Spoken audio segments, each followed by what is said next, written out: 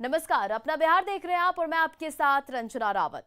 Bulletin की शुरुआत करते और सबसे पहले बात बेतिया की, जहां सड़क हादसे में एक बाइक सवार की मौत के बाद लोगों ने जमकर हंगामा किया। घटना मैनाटांड इंद्रावा मुख्य पथ की है, जहां त्रिवेणी कैनाल के पास यात्री बस की ठोकर से बाइक सवार की मौत हो गई, जिसको लेकर लोगों का गुस्सा फूट पड़ा। लोगों ने मौके पर जमकर हंगामा किया, जबकि मौके पर पहुंचे पुलिस को भी लोगों के गुस्से का सामना करना पड़ा।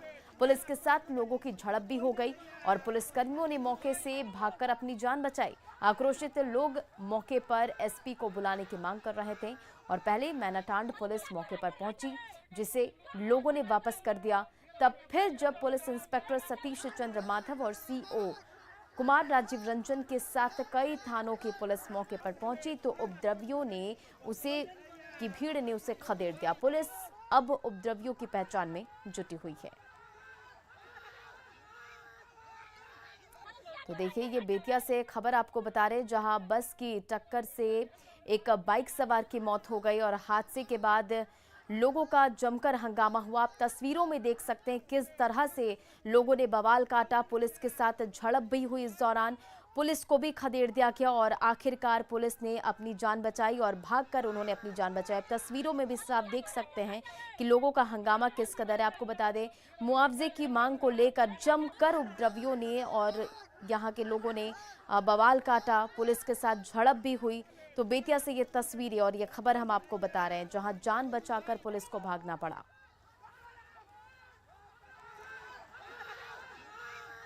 आपको बता दें कि हादसे में एक युवक की मौत हो गई और मुआवजे की मांग को लेकर लोगों ने जमकर बवाल काटा, पुलिस को खदेड़ा और अब पुलिस जो है उपद्रवियों की पहचान में जुटी हुई है।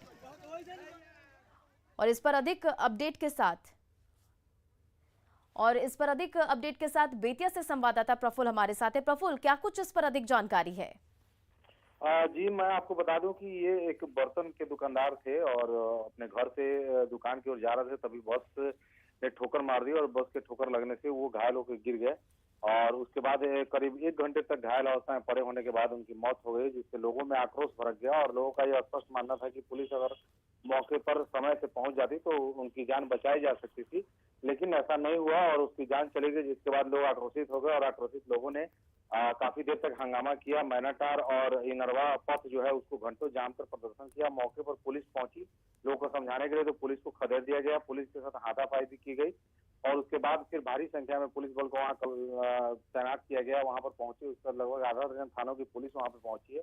उन लोगों को भी आक्रोश का सामना करना पड़ा है। फिर प्रशासनिक पदाधिकारी वहां पहुंचे और लोगों को समझा बुझाकर आश्वासन दिया गया है कि बस जो चालक है, बस के जो मालिक है, उन पर कार्रवाई होगी और जो पीड़ित परिवार है उसको मुआवजा दिया जाएगा, जिसके बाद लोग शांत हुए हैं। और फिलहाल जो स्थिति है कि पुलिस ने शव को कब्जे में लेकर पोस्टमार्टम के लिए भेज दिया है और मामले की छानबीन में पुलिस जुट गई। जी प्रफुल्ल, क्या अब तक पुलिस ने किसी उपद्रवियों की पहचान की है? अभी फिलहाल पुलिस ने मामला जो है वो अभी दर्ज नहीं किया इधर से, क्योंकि अभी लोगों में आक्रोश था। इसको लेकर पुलिस ने पीड़ित परिवार के बयान पर बस पर और बस चालक पर प्राथमिकी दर्ज की है। हालांकि पुलिस ने कहा है कि जो लोग भी इस तरह से पुलिस के साथ व्यवहार किए हैं और पुलिस के साथ हाथापाई की गई, उनको भी चिन्हित की जाएगी और उनके ऊपर भी कार्रवाई की जाएगी। जी प्रफुल्ल, देखिए, लोगों में आक्रोश है। लोगों का कहना था कि पुलिस मौके पर पहुंच जाती तो जान बच जाती, लेकिन कहां तक ये जायज है कि पुलिस को लोगों ने खदेड़ा? जी बिल्कुल, ये घटना जो है कहीं ना कहीं ये दर्शाता है कि स्थानीय पुलिस पे भी सवाल उठता है और लोगों की मानसिकता पे भी सवाल है कि इस तरह से अगर पुलिस थोड़ी देर, हालांकि पुलिस ने ये दावा किया है कि वो समय पर पहुंच गए थे, लेकिन उसके बाद उसकी भी मौत हो गई है। तो इन तमाम बातों को लेकर जो है वो कहीं ना कहीं पुलिस कार्रवाई के मूड में है और पुलिस वरीय पदाधिकारी ने स्पष्ट कर दिया है कि जो लोग भी कानून को अपने हाथ में लेंगे या इस तरह का जो भी काम होगा अगर पब्लिक के द्वारा किया गया है तो उन पर भी सख्त कार्रवाई की जाएगी। जी प्रफुल्ल, इन तमाम जानकारियों के लिए शुक्रिया। चलिए रुख करते अपनी अगली खबर की। विजयदशमी के दिन पूजा के बाद दुर्गा प्रतिमा का विसर्जन शुरू हो गया है। बिहार राज्य प्रदूषण नियंत्रण बोर्ड के निर्देश के मुताबिक गंगा सहित किसी भी नदी में प्रतिमा का विसर्जन नहीं किया जा रहा है और विसर्जन के लिए खास तौर पर तालाब बनाए गए हैं। पटना में गंगा घाटों पर पुलिस की भी तैनाती की गई है ताकि लोगों को नदी में प्रतिमा विसर्जन करने से रोका जा सके। आज विजयादशमी है और आज मां की विदाई की बेला है और इस मौके पर पटना डिस्ट्रिक्ट एडमिनिस्ट्रेशन ने लोगों से अपील की है कि प्रतिमाओं का विसर्जन वैकल्पिक तालाब में कराएं। इसके लिए हर गंगा घाट पर यहाँ पर देखिए कंट्रोल रूम भी स्थापित किया गया है। नियंत्रण कक्ष आप देख रहे होंगे डिस्ट्रिक्ट एडमिनिस्ट्रेशन की तरफ से, और पुलिसकर्मियों की तैनाती की गई है। चप्पे चप्पे पर गंगा घाट पर पुलिसकर्मियों की तैनाती आप तस्वीरों में देख सकते हैं। जो महिला पुलिसकर्मी है वो तस्वीरों में नज़र आ रही होंगी। और प्रशासन ने गंगा घाट पर जो है वो वैकल्पिक तालाब का निर्माण करवाया है और लोगों से लगातार अपील डिस्ट्रिक्ट एडमिनिस्ट्रेशन की है कि इसी वैकल्पिक तालाब में वो प्रतिमाओं का विसर्जन करें। डिस्ट्रिक्ट एडमिनिस्ट्रेशन की तरफ से जो कंट्रोल रूम बनाया गया, मजिस्ट्रेट की तैनाती की गई है। आप लोग क्या इंस्ट्रक्ट कर रहे हैं? हम लोग बता रहे हैं कि कृपया आप गंगा जी के स्थान को बरकरार रखिए, गंदगी न फैलाएं, और एक तालाब बना हुआ है उसी में मूर्ति का विसर्जन करें। तालाब के अंदर फूल पत्ती जब रिस्ट्रिक्टेड है सब यहाँ पर डलवा रहे हैं हम लोग। न्यूज़ 18 की भी अपील है कि जो डिस्ट्रिक्ट एडमिनिस्ट्रेशन लोगों को इंस्ट्रक्ट कर रहा है और लोगों से लगातार अपील कर रहा है कि प्रतिमाओं का विसर्जन इसी वैकल्पिक तालाब में वो करवाएं, तो बिल्कुल हम सब का दायित्व है, हम सब की जिम्मेवारी है कि माँ गंगा साफ और स्वच्छ रहें। और ऐसे में प्रतिमाओं का विसर्जन हर हाल में वैकल्पिक घाट पर ही किया जाना चाहिए। संजय कुमार, न्यूज़ 18 पटना। इधर लखीसराय में प्रतिमा विसर्जन को लेकर प्रशासन की ओर से खास व्यवस्था की गई है। नाव और गोताखोरों की टीम पूरी तरह तैयार है ताकि किसी भी अनहोनी को टाला जा सके। शहर के संसार पोखर पर तैयारियों का जायजा लिया हमारे सहयोगी राकेश कुमार ने। इस वक्त हम मौजूद हैं शहर स्थित संसार पोखर पे। आपको दिखाना चाहेंगे कि संसार पोखर में ही शहर के पूरे प्रतिमा का विसर्जन होना है, जिसको लेकर नगर परिषद कर्मियों के द्वारा यहाँ पे साफ सफाई की जा रही है।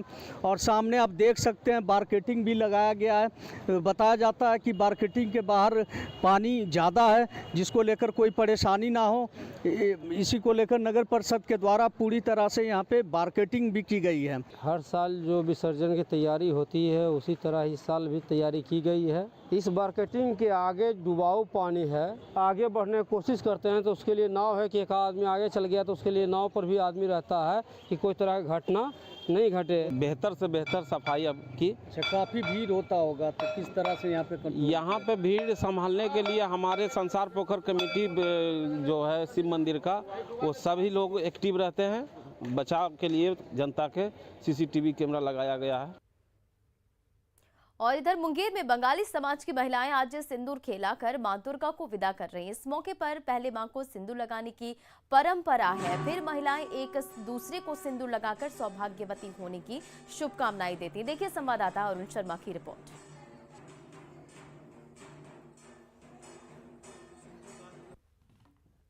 इस वक्त मैं मौजूद हूँ जमालपुर बंगाली दुर्गा में। यहाँ आज विजयदशमी के दिन एक अलग परंपरा है कि बंगाली समुदाय की जो महिलाएं हैं वो सिंदूर की होली खेलती हैं। ये वही सिंदूर है जो सुहागिन अपने मांगों में लगाती हैं। अपनी पति की लंबी आयु को लेकर ये सिंदूर की होली खेली जाती है। और आज के दिन ही माँ की यहाँ से विदाई भी होती है। आप देख सकते हैं कि जो महिलाएं हैं वो एक दूसरे को गालों पे सिंदूर लगा के, मांग में सिंदूर लगा के सिंदूर की होली खेलने में लगी हुई हैं। आज के दिन की क्या विशेषता है, हम इन्हीं महिलाओं से जानेंगे कि क्या विशेषता है, क्यों सिंदूर की होली खेली जाती है, इसके पीछे क्या मुख्य वजह है। जैसे बेटी विदा होती है, हाँ, जिस तरह हम लोग बड़न करके उनको विदा करते हैं, उस तरह माँ को भी बेटी के रूप में ही यहाँ देखा जाता है। ये सिंदूर पहना के हम लोग जितने भी सुहागन हैं, दशमी को सिंदूर सबको पहना के एक उत्सव जैसा मनाया जाता है। उत्सव का माहौल होता है। इनका यही आशा होता है कि अगले साल फिर पुनः माँ आए। क्या करना चाहिए?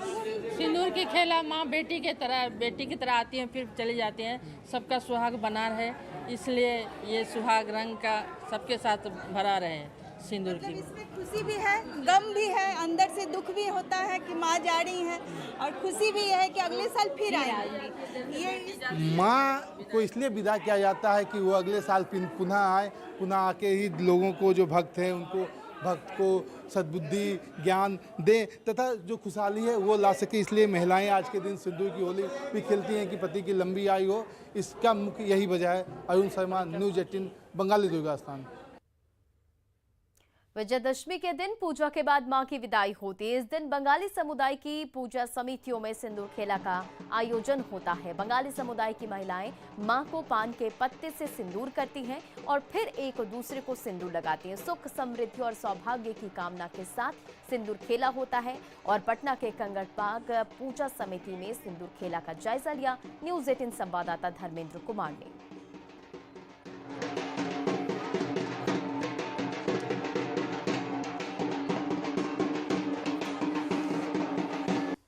आज विजयादशमी है और विजयादशमी के दिन बंगाली समुदाय के पूजा में सिंदूर खेला का काफी महत्व होता है। हम आपको दिखा रहे हैं, सिंदूर खेला का दृश्य दिखा रहे हैं। ये काफी महत्व माना जाता है। इसका आज विजयादशमी है, आज माँ की विदाई होती है और माँ की विदाई माना जाता है कि सिंदूर से होती है।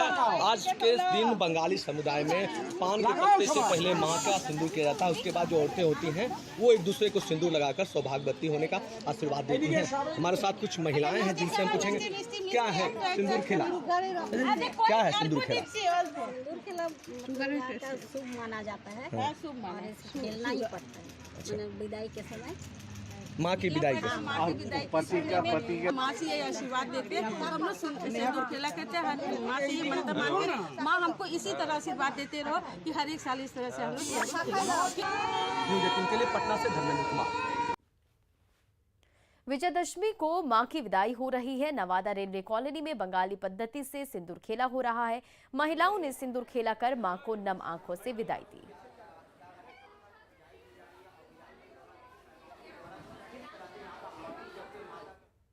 इधर छपरा के कालीबाड़ी बंगाली अखाड़ा में मां दुर्गा को विदाई दी गई। इस मौके पर बंगाली समाज की महिलाओं ने एक दूसरे को सिंदूर लगाकर उनके सुख समृद्धि की कामना की।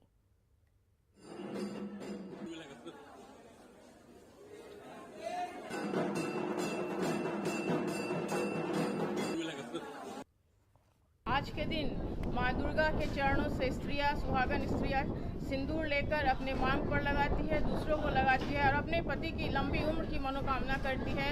माँ दुर्गा सबको शांति दे, समृद्धि दे, सुख शांति दे, गति प्रदान करे।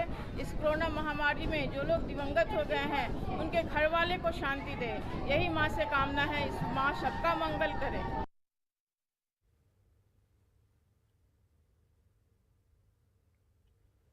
कामयाबी की कोई कहानी एक दिन में मुकम्मल नहीं होती, लेकिन ईमानदारी, लगन और सच्चा संघर्ष हो तो सफलता की कहानी एक दिन पूरी जरूर होती है।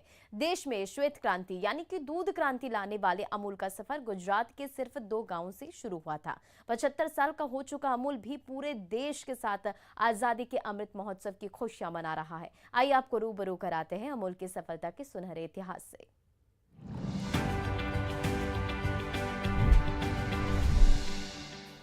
गुजरात के खेड़ा जिले में पनपा सहकारी आंदोलन मजबूत हुआ तो इसके पीछे किसानों की ईमानदार मेहनत और कुशल मैनेजमेंट ही असल वजह है।